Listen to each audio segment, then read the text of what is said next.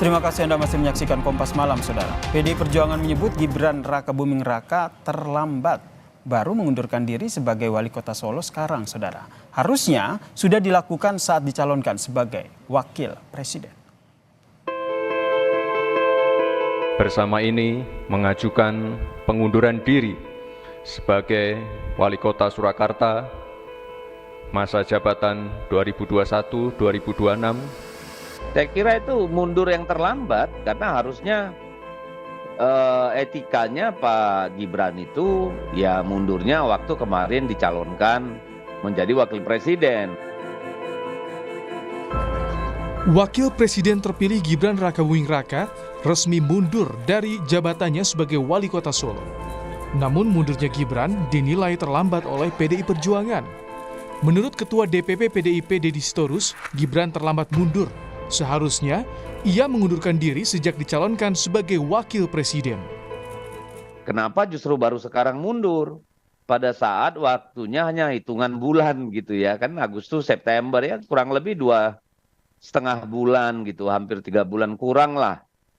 Harusnya kan digunakan waktu ini untuk menyelesaikan janji-janji yang belum selesai di Solo, amanah yang belum bisa dituntaskan gitu. Kenapa justru tinggal 3 bulan malah mundur? Sebelumnya Gibran menyebut salah satu alasan mengundurkan diri adalah persiapan pelantikan sebagai wakil presiden 20 Oktober 2024 mendatang. Nantinya, wakil wali kota Solo Teguh Prakosa akan menggantikan Gibran hingga selesai masa jabatan. Pengunduran diri apa Mas? Apakah untuk persiapan pelantikan wapres atau seperti apa?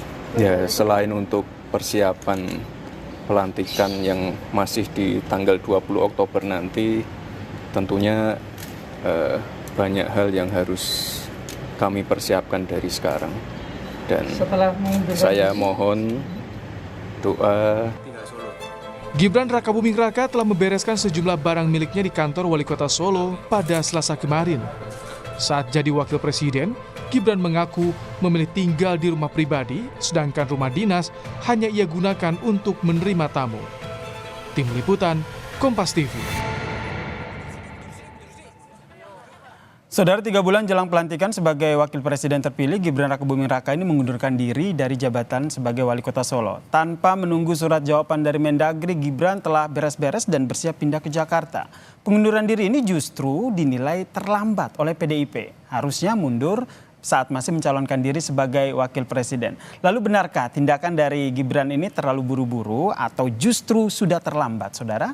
Kita perbincangkan dengan 2 narasumber kita yang telah bergabung bersama kami di Kompas Malam. Saya Capa, ada politisi PD Perjuangan, Bang Ciko Hakim, dan juga ada Ketua Presidium Relawan Gibran, Bang Twedi Ginting. Selamat malam Bang Ciko, Bang Twedi. Selamat malam Bang, selamat malam Bang Ciko. Sehat. Salam sehat semuanya. Saya ke Bang Twedi dulu nih sebagai Ketua Presidium Relawan Gibran ini. Apa tanggapannya? Dibilang terlambat nih. Secara etika tuh harusnya mundurnya pada saat pencalonan sebagai wakil presiden. Kenapa baru sekarang? Kalau kita merujuk kepada pasal 169 Undang-Undang Nomor 7 Tahun 2017 tentang pemilu, tidak ada syarat yang menyatakan bahwa Mas Gibran harus mengundurkan diri dari posisi wali kota. Sehingga secara aturan legal formal tidak ada aturan yang mengharuskan itu. Itu yang pertama. Yang kedua, bila itu dikaitkan dengan putusan dianggap terlambat, saya kira dalam negara demokrasi sah-sah saja. Saya kira seorang politikus yang kebetulan berbeda pilihan pada pilpres lalu menyampaikan hal itu. Yang jelas 872 hari Mas Gibran memimpin wali kota Solo, saya kira capaian-capaian program yang sudah dijanjikan itu sudah diselesaikan. Itu bisa dibuktikan dengan menurunnya tingkat kemiskinan, naiknya pertumbuhan ekonomi, menjadikan Solo sebagai salah satu kota paling toleran, menjadi salah satu destinasi terbaik di Indonesia, dan segala macamnya, banyak capaian luar biasa. Begitu Bang. Berarti secara aturan benar ya, tapi secara etika gimana menurut Anda? Sebelum akhirnya saya lempar ke Bang Ciko. Secara etika saya kira tidak juga melanggar. Karena apa? Karena tidak ada konflik kepentingan. beliau sebagai wali kota Solo dengan sebagai cawapres pada Pilpres 2024 yang lalu, Bang. Oke, berarti secara etika tidak ada, wajar aja ya, karena tidak ada konflik unsur kepentingan di situ. Bang Ciko gimana menanggapinya? Karena ini disampaikan oleh rekan Anda satu partai, Bang Deddy, wah ini terlambat nih secara etika, harusnya dari pada saat dicalonkan sebagai wapres. Kami sependapat dengan apa yang disampaikan Bung Deddy Sitorus, dan kami juga sependapat dengan apa yang disampaikan dengan Bung Teddy barusan, bahwa memang tidak ada aturan yang dilanggar. Jadi kalau kita bicara soal konflik kepentingan, ada sedikit perbedaan pendapat di situ. Karena ketika maju sebagai calon wakil presiden, tentunya beliau juga sekaligus tetap memegang tampuk pimpinan dari aparat-aparat yang ada di Solo atau Surakarta. Jadi artinya secara tidak langsung konflik kepentingan itu tentu ada. Kita juga mengetahui bahwa tentunya anak buah beliau di Solo, ada Ulf Pakewo ketika beliau masih menjabat, ada secara sadar maupun tidak sadar, baik diperintah atau tidak diperintah, saya rasa ini suatu hal yang biasa bila anak buah ingin menyenangkan pimpinannya. Jadi kemungkinan juga terlibat dalam pemenangan yang bersangkutan sebagai wakil presiden. Nah itu yang kita takuti dari apa yang disebut pelanggaran-pelanggaran etik. Berarti Anda melihat mundurnya... Bisa jadi itu dilakukan, bisa jadi tidak. Tetapi kan memang kita berpolitik atau kita hidup dalam satu kerangka kehidupan termasuk demokrasi ini, sebaiknya memang kita menghindari hal-hal yang rentan untuk dicurigai atau diduga sebagai bagian dari politik. Tetapi kembali lagi memang tidak ada aturan yang dilanggar, kemudian juga apakah untuk mundur, apakah untuk lanjut gitu. Tapi kita melihatnya memang mungkin alasan yang disampaikan Mas Gibran tadi tidak sepenuhnya 100% itu ya. Kalau saya melihatnya memang mungkin ada agenda-agenda terkait. Nah ini yang ingin saya pertanyakan selanjutnya, Bang Ciko gitu. Kalau sesuai aturan tidak melanggar begitu. Lantas kenapa akhirnya PDIP merespon dengan menyatakan bahwa secara etik ini harusnya secara etik terlambat, dan tadi menduga dalam tanda kutip seperti kata Bang Ciko ada agenda-agenda. Sebenarnya apa yang dilihat dari PDIP di balik mundurnya Gibran sebagai wali kota? Jadi begini ya, kalau kita melihat manuver dari seorang politisi, siapapun itu, baik itu saya, apakah Bung Teddy yang terjun ke politik, tentunya semuanya ada maksud dan tujuan. Tidak mungkin segala hal yang kita ambil, apalagi langkah-langkah politik, tanpa ada perhitungan dan lain-lain, tanpa ada agenda-agenda di balik itu. Dan itu sah-sah saja. Jadi kecurigaan atau dugaan-dugaan yang muncul akibat mundurnya seorang Gibran, gitu kan, dia adalah tokoh sentral akhir-akhir ini, karena memang sudah terpilih menjadi wakil presiden. Jadi wajar bila ketika dikatakan kenapa mundurnya baru sekarang, itu ketika ada kontestasi Pilpres misalnya, itu kan juga wajar kecurigaan itu bahwa memang konflik kepentingan itu sulit untuk dihindari, ya kan? Anak buah yang ingin dalam tanda kutip berbakti pada bosnya itu juga sulit dihindari, baik diperintah ataupun tidak gitu. Sebagai aparat di Solo misalnya. Kalau kita bicara soal kemungkinan alasan-alasan mundurnya, ya kita bisa ketahui mungkin karena adiknya mau maju jadi calon gubernur, beliau ingin lebih leluasa untuk berkampanye untuk adiknya, karena tentu kita harus akui suka atau tidak suka, Gibran juga punya berarti ada konflik kepentingan di sini ya. Saya menyimpulkan itu ya. Sehingga saya mau lempar juga ke Bang Teddy nih. Jadi ini ada dugaan ada unsur politik di situ, ada unsur kepentingan di situ. Gimana tanggapan Anda, Bung Teddy? Pertama begini, Bang, terkait dengan soal etika tadi. Kalau dianggap melanggar etika karena tidak mengundurkan pada saat pendaftaran capres dan cawapres pada Pilpres yang lalu, saya kira calon presiden dan wakil presiden pasangan nomor 3 juga pada saat itu tidak mengundurkan diri juga, sehingga kalau hari ini para pendukung pasangan nomor 3 mengungkit-ungkit atau mengkaitkan dengan soal etika, sebenarnya ya itu sama dengan memercikan air mendulang air sendiri sebenarnya begitu, karena pasangan nomor 3 juga tidak melakukan itu pada saat pendaftaran capres dan cawapres yang lalu begitu. Sah-sah aja begitu. Kalau melanggar etik dan ada dugaan kepentingan, itu nanti akan saya tanyakan juga nih kepada Bang Ciko. Sebenarnya ada dugaan konflik kepentingan apa sih akhirnya Gibran ini padahal masih ada 3 bulan lagi tapi harus mundur sekarang begitu. Kita bahas ya usai jeda. Masih bersama kami di Kompas Malam, perbincangannya kami lanjutkan usai jeda, saudara. Masih kita berbincang soal mundurnya Gibran sebagai wali kota Solo. Apakah ini terburu-buru atau justru terlambat, saudara? Masih bergabung bersama kami di Kompas Malam, politisi PD Perjuangan Bang Ciko Hakim dan juga Ketua Presidium Relawan Gibran, Bang Twedy Ginting. Tadi saya ke Bang Ciko begitu. Tadi Anda bilang bahwa ada agenda terselubung, bisa dikatakan seperti itu, ada tujuan-tujuan politik tertentu begitu. Bisa dieksplisitkan lagi tuh apa maksudnya? Begini, kalau saya boleh, saya menaruh posisi sebagai misalnya penasehatnya Mas Gibran, saya akan lebih baik untuk mengatakan, Mas Gibran itu mengatakan bahwa ada kemungkinan dalam 3 bulan ke depan atau 4 bulan ke depan atau 5 bulan ke depan saya akan membantu kampanye calon-calon yang didukung oleh Koalisi Indonesia Maju misalnya, atau mendukung adik saya gitu, sehingga saya merasa saya harus mundur karena takut ada konflik kepentingan. Nah, itu tentu akan lebih elegan, karena kita tahu nanti juga itu akan terjadi. Saya meyakini itu karena Gibran punya bobot elektoral, artinya dia juga ada punya market, punya segmen yang akan mendengar apa yang menjadi pilihan dia.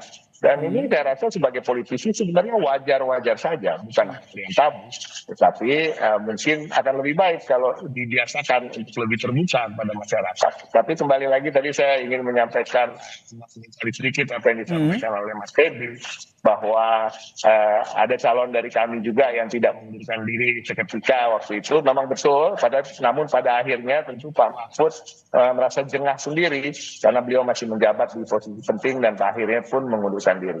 Jadi memang better late than never, ya, tapi tetap dilakukan di dalam proses pilpres itu sendiri. Tapi itu yang lalu. Tapi kalau kita bicara ke depan, saya rasa dugaan saya pribadi dan juga masyarakat secara umum mungkin, karena sebagai politisi apapun manuver yang dibuat tentunya ada maksud dan tujuan, dan maksud dan tujuannya tentu untuk kepentingan politik yang bersangkutan, baik juga untuk kelompok para pendukungnya. Dan ini apakah ini bisa dikaitkan dengan mencuatnya isu ataupun berita terkait dengan majunya adik dari Gibran, Kaesang?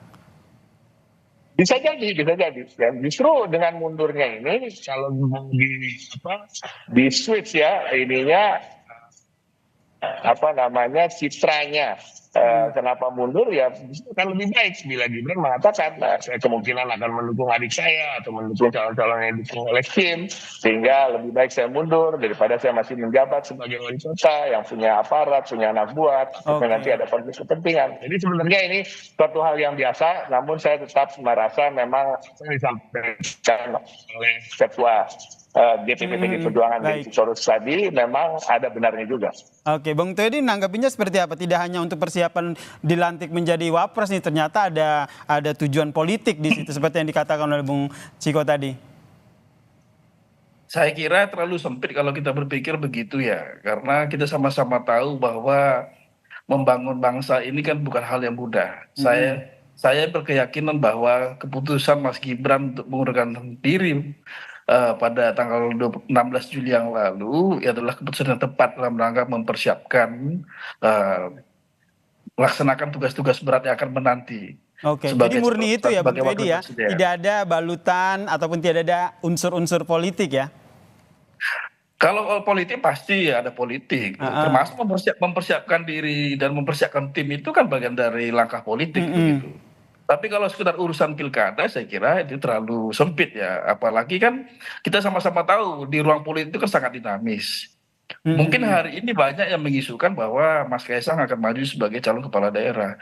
Tapi kita kan belum tahu juga nanti pada titik waktu nanti tanggal 26 Agustus nanti bisa jadi juga Mas Gibran tidak maju sebagai calon kepala daerah. Kan kita tidak tahu.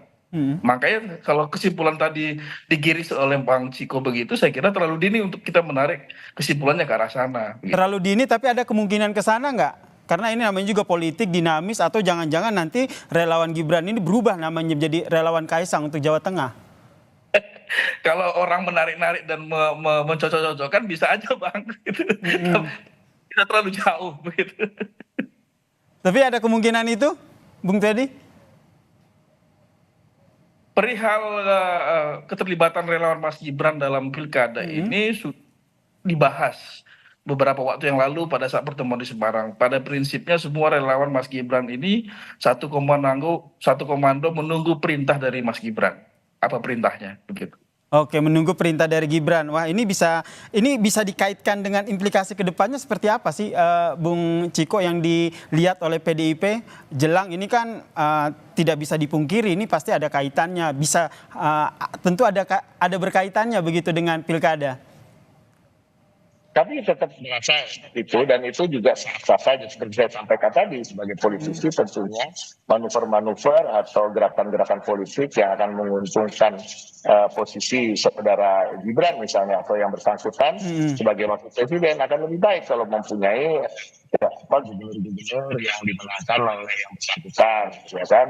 Yang juga nanti bisa bekerja sama dengan yang bersangkutan. Ini sebenarnya sah-sah saja. Jadi tetap pada dugaan itu, saya rasa kita lihat aja nanti seperti kata Mas Edi, apakah betul itu akan terjadi atau tidak. Tapi kalau kita bilang apakah mungkin nanti Mas Edi tiba-tiba memimpin sebuah gerakan relawan pro Kaisang misalnya, itu juga hal yang mungkin karena dalam politik itu dinamis, dan kita manusia-manusia politik ini ketika sudah terjun ke politik ya sudah harus tahu konsekuensinya bahwa ada dinamika dan ada kepentingan-kepentingan yang harus kita usung, dan ini sudah menjadi jalan yang kita pilih.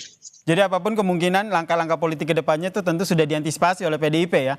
Kemudian ke Bung Twedi, tadi sudah dapat perintah dari ataupun menunggu perintah dari Gibran begitu. Ini perintahnya apa sih, Bang? Belum. Sampai detik ini kami belum dapat perintah, tapi kami semua relawan Mas Gibran itu pada posisi standby. Karena terkait dengan pilkada ini bagaimanapun kepala pemerintahan di Republik ini sangat berkepentingan untuk melakukan harmonisasi dan sinergi dengan kepala-kepala daerah.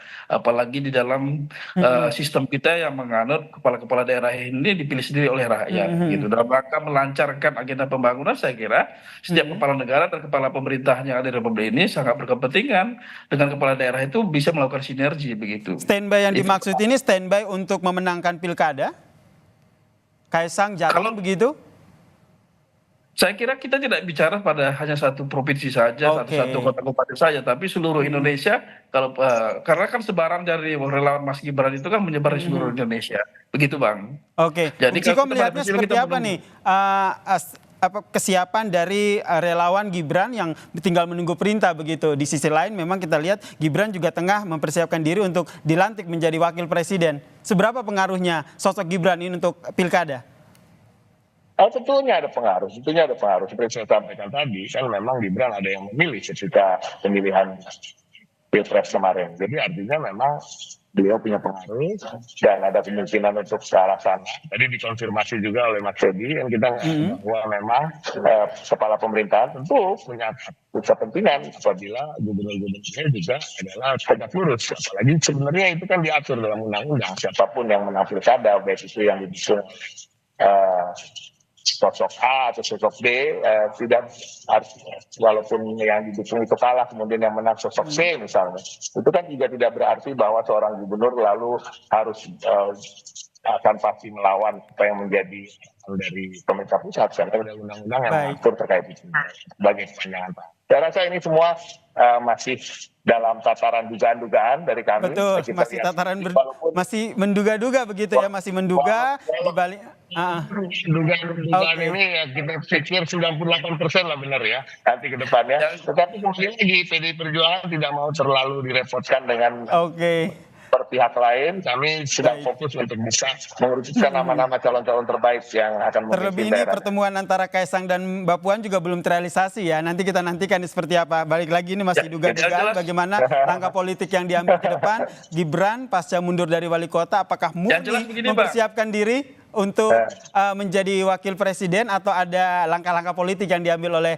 Gibran Rakabuming Raka. Terima kasih politisi PDI Perjuangan Bang Ciko Hakim dan juga Bung Twedi Ginting, Ketua Presidium Relawan Gibran telah berbagi perspektif dan pendapatnya di Kompas Malam. Salam sehat semuanya.